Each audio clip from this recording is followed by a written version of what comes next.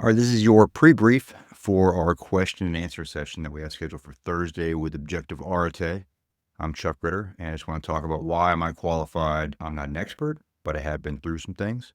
In 2008, I was blown up, and I had to get my face from here down rebuilt. Over the course of 4 years, I had to rebuild all this jaw. Took a significant amount of brain damage with that, and I have cognitive issues to this day where I have problems speaking even though I've been in the podcast world for a while. The reason why I really got into that was because I do have issues with speech, and it helps me to move past that. I have to get up every morning and practice how to speak properly because I slur my words. I get dyslexic when I'm thinking and talking, and sometimes the brain to mouth just doesn't work. So I have to consciously work on that. And I have problems with facial recognition. I have problems with remembering certain things. I have some gaps in my memory. It's things I have to work through. I do a lot of cognitive therapy. So on that side of the house, I've been there. I've been through the thing as humans where we find ourselves in that deep, dark pit, and it's hard to get out of. I suffer from anxiety. I have all my own issues. I'm not perfect. I'm not like this machine. I've overcome a lot of things. I got shot up pretty badly with 3 rounds in 2013, fighting out into a close ambush trying to save an Afghan. That actually caused me to crash and die on the operating table a couple times due to blood loss.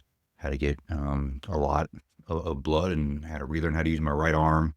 I ended up redeploying to combat that trip, but it took a long time to recover from those injuries because it destroyed all the nerves in my back. Next year, redeployed again, took another bullet to my right hand, went through my middle knuckle right here, came out the side, blew up most of the bone, so most of this cadaver bone. I've had to relearn how to use that. And when I got shot in the back too, I also took a round to the leg, and it wasn't that bad of a hit to the right leg, but it was enough to cause a significant amount of damage to the ligaments and tendons to where I have problems to this day. I had to relearn how to use that properly. And when I got blown up in '08, I had to relearn how to walk. That just completely crushed my body on top of my face.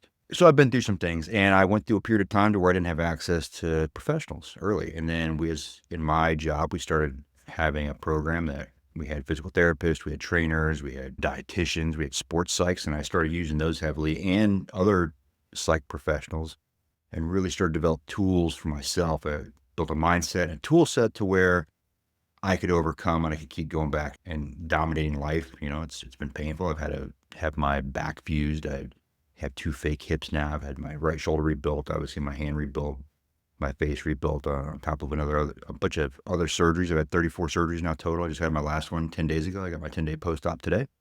So again, I'm not an expert. I've been through some things. I've been with a lot of friends who have gone through some things. On top of like the physical trauma, I've been with my friends when they fell on the battlefield. I've had to bury a lot more. And no trauma is just, as far as the military doesn't own like PTSD and that stuff, or just first responders. Traumatic events don't have to be like blood and guts and stuff. They could be many things that affect you. So it's not like that's just for military or just for law enforcement or first responders. That's for everybody. The way the body responds is the way the body responds, and we oftentimes don't control our own emotions, but we can control our responses, but can control how we deal with those and how we overcome them. So I also have the privilege of being connected to some really smart people in the mental wellness and the mental health field. So I'm always on my journey of learning. I like to share those things that I learned and things that I've tried. Things that work for other people don't work for me. Things that work for me don't work for other people. But the right answer is there's no secret sauce to any of this. The right answer is that you dedicate time to overcoming an issue. First of all, you have the humility and self-awareness to realize that, hey, there's probably an issue. We all have issues because we're humans. But how do you overcome that? How do you work through that and end up back on top to where you can be a juggernaut? And you know that once you're in motion, nothing's going to stop you. So that's kind of a pre-brief coming into Thursday. That's where I'm coming from. We're going to do a question and answer session.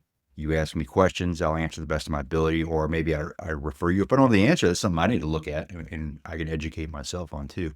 So hopefully I see you there.